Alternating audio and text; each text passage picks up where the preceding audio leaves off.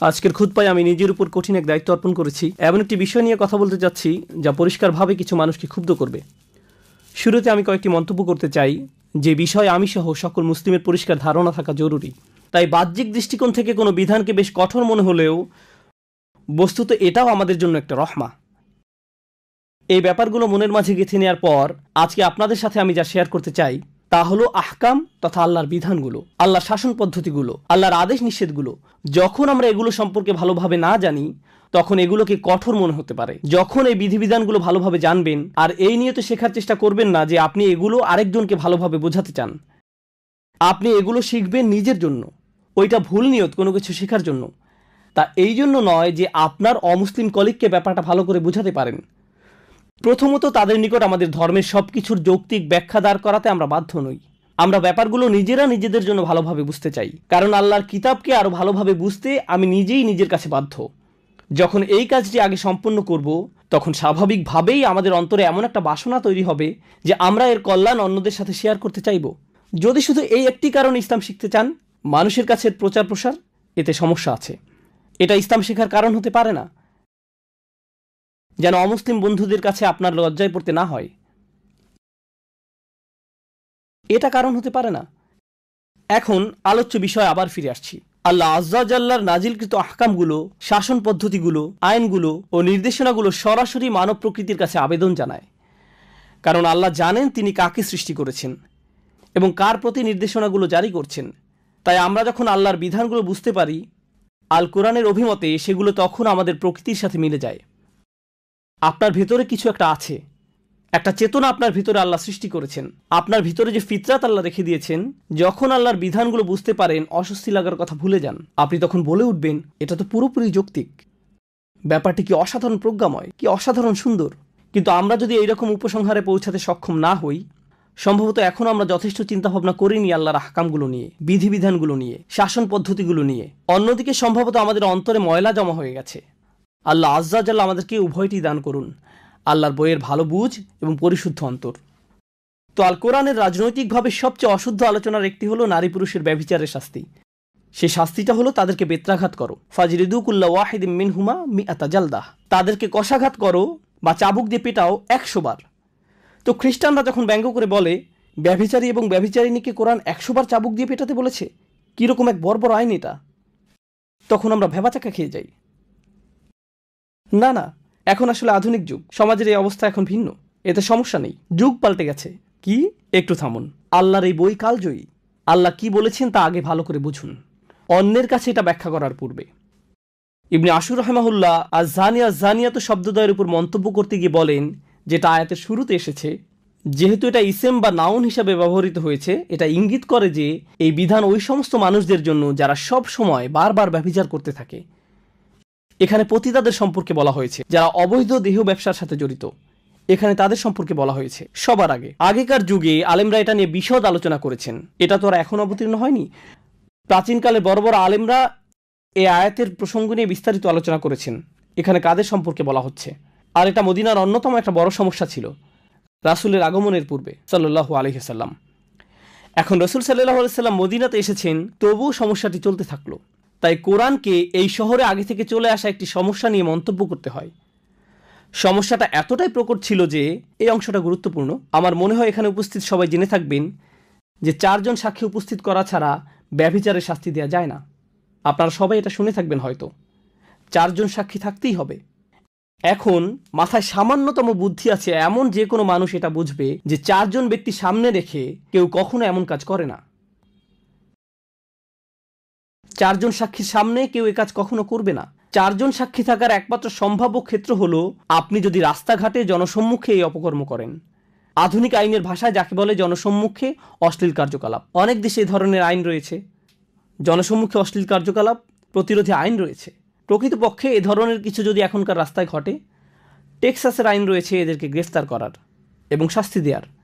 এহেন অপকর্ম যদি বিমানে ঘটে, তখন আইন রয়েছে কয়েক বছর জেলে কাটাতে হবে। অতএব এটা ইসলাম কর্তৃক নতুন কিছু প্রবর্তন নয়।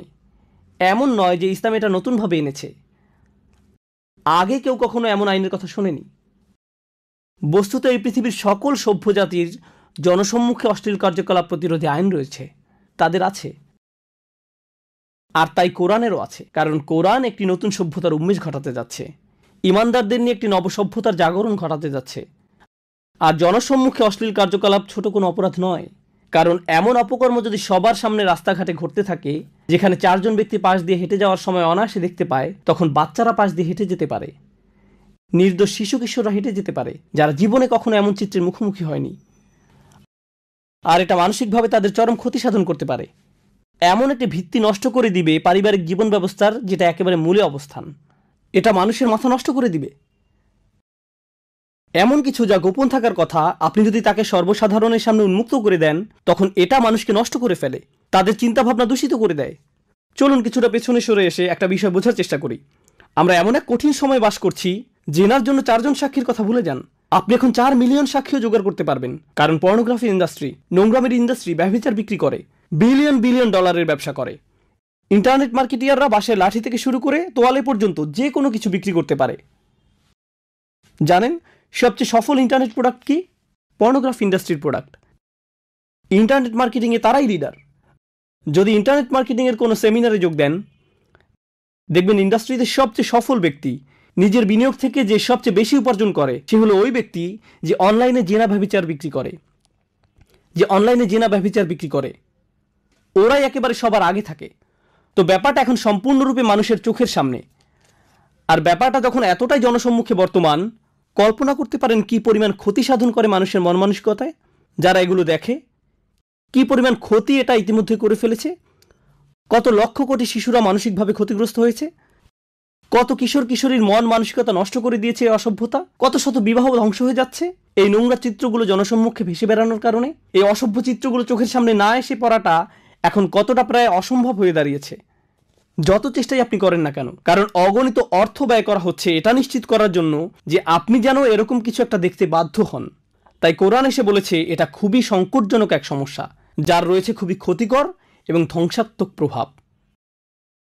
মানুষের বুদ্ধিতে জট পেকে যাবে, এগুলো তাদের চিন্তাভাবনাগুলো গুলিয়ে ফেলবে, মাথা নষ্ট করে দিবে। তাদের দ্বারা এমন সব অপরাধ সংঘটিত হবে যা এমনকি বুঝেও আসবে না।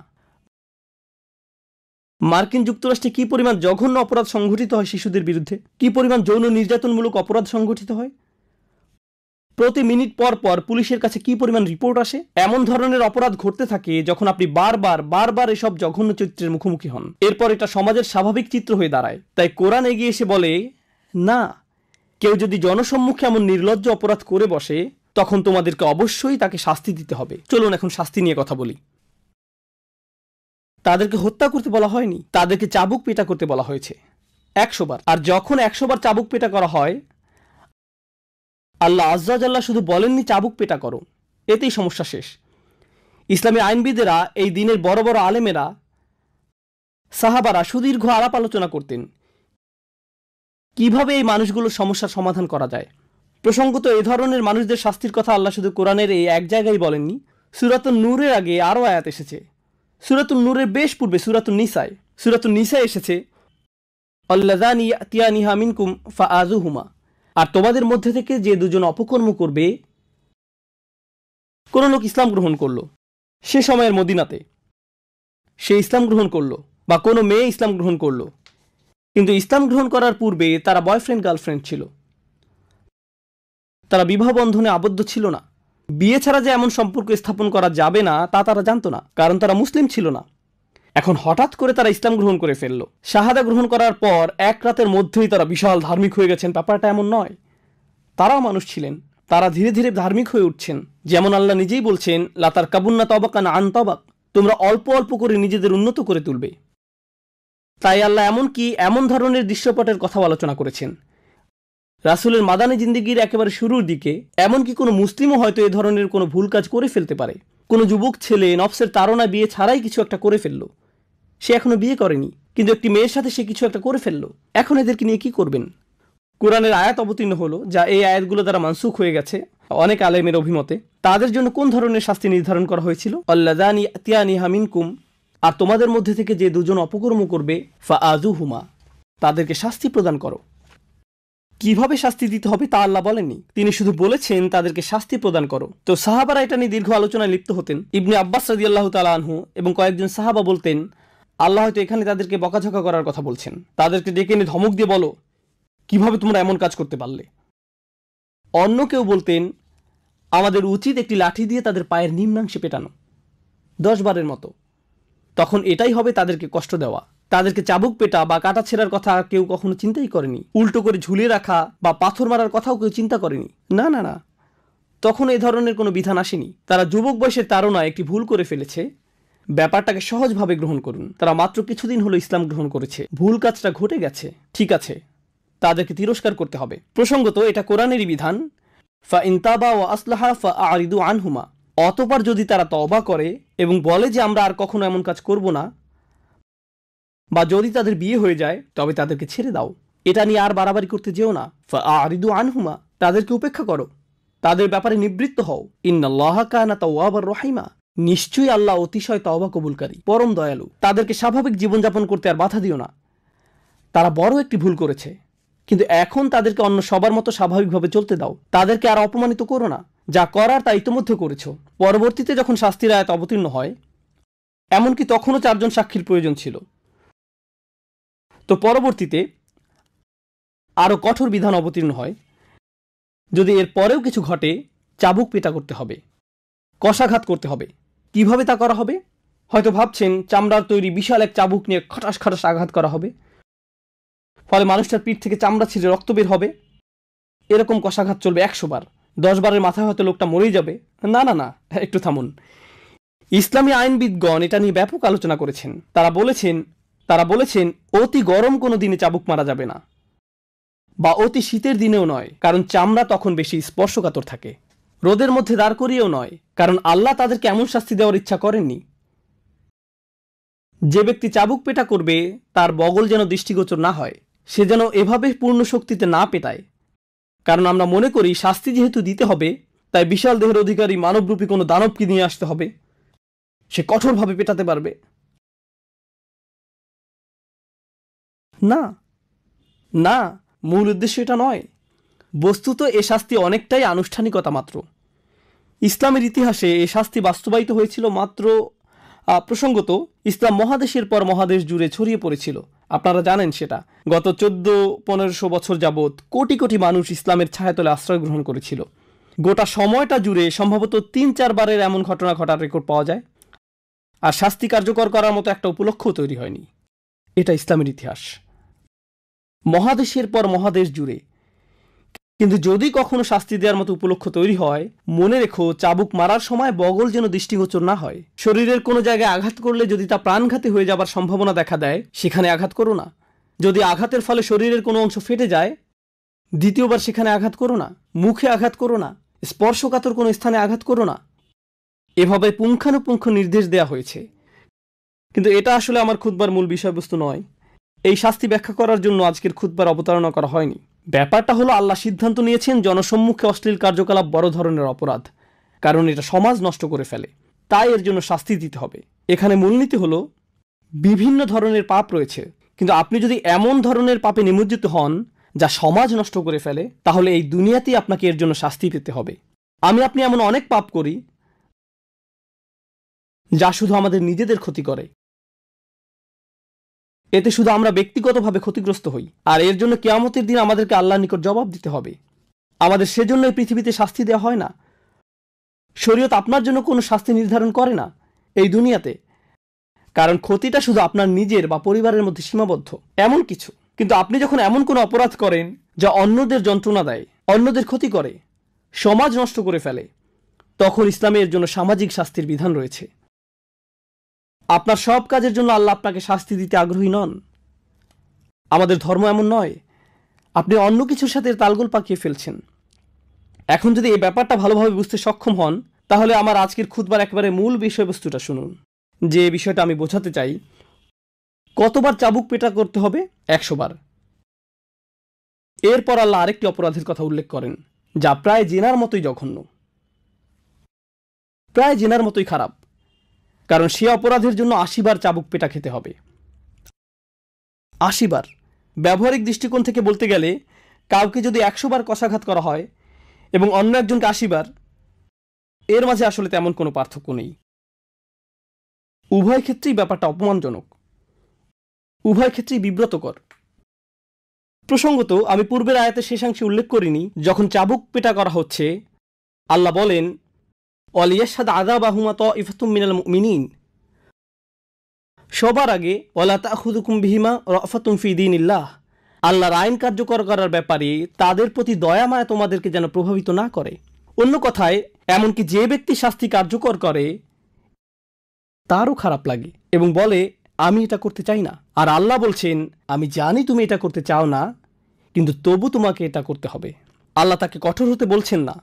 আল্লাহ তাকে বলছেন আমি স্বীকার করে নিচ্ছি তোমার পাপী মুসলিম ভাইয়ের জন্য তোমার দরদ রয়েছে। আমরা এই আয়াত থেকে শিখছি এমনকি যে মানুষেরা এমন জঘন্য কাজ করে জনসম্মুখে, এমনকি সেসব মুসলিম ভাই বোনদের জন্যও আমাদের মনে বেশি ভালোবাসা এবং রহমা রয়েছে যে আমরা এমনকি তাদেরকে শাস্তিও দিতে পারি না তাদের প্রতি রহমা এবং রফা অনুভব করা ছাড়া। কিছু মানুষ মনে করে আমি যেহেতু শরিয়া প্রতিষ্ঠা করতে যাচ্ছি, চাবুক পেটা করার জন্য আমার আর তর সইছে না, যাকে মারবো তাকে মারার মতো মারবো, এর মানেই হলো ইকামতুল হুদুদ। কোন কোরআন অধ্যয়ন করছো তুমি? অন্যদিকে আল্লাহ আজ্জা ওয়া জাল্লা তোমার নিকট বর্ণনা করছেন তোমার মুসলিম ভাই বোনের জন্য তোমার অন্তরে ইতোমধ্যেই অনুকম্পা রয়েছে, তোমাকে এখন সেটা ভুলে কঠিন কাজটা করতে হবে, কারণ তোমার একজন মুসলিম ভাইকে শাস্তি দিতে হবে। এই কথা বলার পর তিনি আরো বলেন একদল মুমিন যেন তাদের শাস্তি প্রত্যক্ষ করে, যে কোনো ধরনের ইমানদার নয়। আর রাসিখুনা ফিল ইলমি ওয়াল ঈমান, নিজেদের বিশ্বাসে যারা অত্যন্ত মজবুত। তিনি এভাবে বলেননি আল্লাযীনা আমানু, তিনি বলেছেন মুমিনিন। সুতরাং পরিপক্ক ইমানদারদের একটি দল যেন তাদের শাস্তি প্রত্যক্ষ করে। তাহলে পরিপক্ক ইমানদারেরা তথা ইবাদতকারীরা, আধ্যাত্মিক দিক থেকে পূর্ণতা প্রাপ্তরা, বয়স্ক মানুষেরা, প্রজ্ঞাবান মানুষেরা এই শাস্তি প্রত্যক্ষ করছে। কেন কেন তাদেরকে দেখতে হবে? এটা দেখার জন্য তো যুবক ছেলেমেয়েদের নিয়ে আসা উচিত। এই যে তোমরা ভুলেও এ কাজ করতে যেও না, করলে কেমন শাস্তি পেতে হবে দেখতে পাচ্ছ তো। কিন্তু আল্লাহ এটা বলেননি।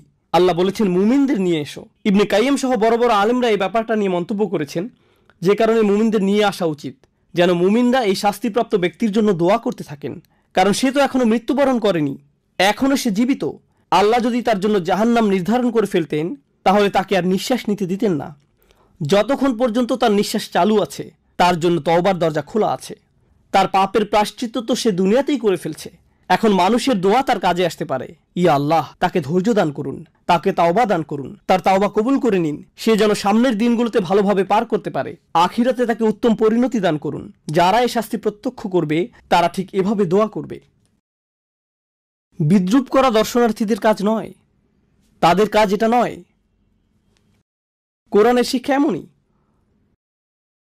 তো এটা গেল 100টি বেত্রাঘাতের বিবরণ। কিন্তু কোন অপরাধের জন্য 80টি বেত্রাঘাত? আমার শরীরে কম্পন এসে গিয়েছিল যখন এটা পড়ছিলাম। আল্লাহর কসম, আমি কেঁপে উঠেছিলাম। ওয়াল্লাযীনা ইয়ারমুনাল মুহসানাত, যারা, আমি প্রথমে একটু খারাপভাবে অনুবাদ করছি, যারা ভদ্র মেয়েদের বিরুদ্ধে অপবাদ দেয়, যারা ভালো মেয়েদের প্রতি মিথ্যা অপবাদ আরোপ করে। এটা সর্বোত্তম অনুবাদ নয়, কিন্তু আপনারা কিছুটা ধারণা পাবেন যে আয়াতটি কি নিয়ে কথা বলছে। আচ্ছা, আল্লাহ কোন ধরনের ভাষা ব্যবহার করছেন তা বলছি। আল্লাহ বলেছেন যারা কিছু নিক্ষেপ করে, ইয়ারমুনা, যারা কিছু নিক্ষেপ করে এমন নারীদের বিরুদ্ধে যারা পরিবারের নিরাপত্তা বেষ্টনীতে রক্ষিত। মুহসানাত মানে ক্যাম্পের ভেতরের নারীরা, দুর্গের ভেতরের নারীরা। আল্লাহ পরিবারকে এক ধরনের প্রতিরক্ষা হিসেবে বর্ণনা করেছেন। তাই তারা মা হোক, মেয়ে হোক, কিংবা বোন হোক, স্ত্রী হোক, তারা সবাই মুহসানাত, সবাই সুরক্ষিত। এই সমস্ত নারীরা যারা একটি পরিবারের অংশ, কেউ যদি এদের প্রতি কিছু নিক্ষেপ করে, এখন এর মানে কি? কোরআন হলো আবলাগুল কালাম। আমি আমার খুতবার আরবি অংশে যেমন বলেছিলাম, সবচেয়ে নিখুঁত বক্তব্য। আল্লাহ বলতে পারতেন আল্লাযীনা ইয়াত্তাহিমুনাল মুহসানাত বিজ্জিনা, যারা নারীদের বিরুদ্ধে ব্যভিচারের অভিযোগ আরোপ করে। আওদাহ, এটা আরো বেশি স্পষ্ট, কিন্তু তিনি এটা বলেননি। আল্লাহ আজ্জা ওয়া জাল্লা তার বক্তব্যে খুবই সুনির্দিষ্ট। মানুষ তো আর একজন নারীর কাছে গিয়ে বলবে না যে সে ব্যভিচার করেছে। তারা এভাবে কানাঘোষা করবে, ওই যে ওই মেয়েটা, আমার মনে হয় সেদিন আমি তাকে অমুক ছেলের সাথে দেখেছি। আমি জানি না তারা কি নিয়ে কথা বলেছিল। শুধু এতটুকুই, শুধু এতটুকু বললেই আপনি অপরাধী। জানেন মানুষ কি করে সবচেয়ে জঘন্য কিছু বলার আগে? আমি বলছি না যে সে, কিন্তু যখনই আপনি বলেন আমি বলছি না যে, তার মানে আপনি সবচেয়ে জঘন্য কিছু বলতে যাচ্ছেন। যদি কিছু না বলতেন কতই না ভালো হতো, কিন্তু আপনি বলছেন। আর মানুষ যখন এমনটা করে, বাজে মন্তব্য ছুড়ে দেয়, ওই যে ওই দুইটা, আমি জানি না ওদের ভিতরে কি হচ্ছে, ডাল মে কুচ কালা হ্যায়, কুছ চক্কর চল রাহা হ্যায়, কিছু একটা হচ্ছে। আমার মনে হয় আমি কিছু টেক্সট মেসেজ দেখেছি, আমি তাকে ফোনে কথা বলার সময় হাসতে দেখেছি। এই হাসার মানে কি? তারা এত কাছাকাছি দাঁড়িয়ে আছে কেন? অমুকটা কেন হচ্ছে, তমুকটা কেন হচ্ছে? শুধু এই মন্তব্যগুলো, এগুলোই যথেষ্ট ইয়ার মুন আল মুহসানাতের ভেতরে পড়ে যাওয়ার জন্য। কারণ আল্লাহ ভাষাটা খোলা রেখেছেন। আপনি হয়তো একেবারে স্পষ্টভাবে তাদের প্রতি অভিযোগ আরোপ করেননি, আপনি জাস্ট ওই দিকে কিছু কথা ছুড়ে দিয়েছেন, আর বাকিটা শয়তান এবং আপনার কল্পনার কাজ।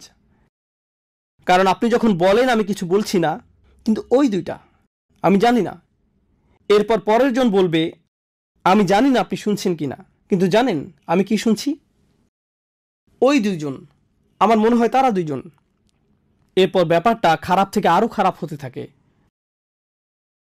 সবাই বলছে কাউকে কিছু বলতে যেও না, কিন্তু সবাই এটা নিয়ে কথা বলছে, আর সবাই সবাইকে বলছে আর কাউকে বলবেন না। সবাই বলছে কাউকে কিছু বলতে যেও না। এরপর কি ঘটে? একটি সমগ্র পরিবারের মান মর্যাদা ধূলিসাৎ হয়ে যায়, একজন নারীর মর্যাদা ধ্বংস হয়ে যায়, যার বিরুদ্ধে আপনার কাছে কোনো প্রমাণ নেই, কিন্তু আমি তাদেরকে মার্কেটে দেখেছি। রিয়েলি?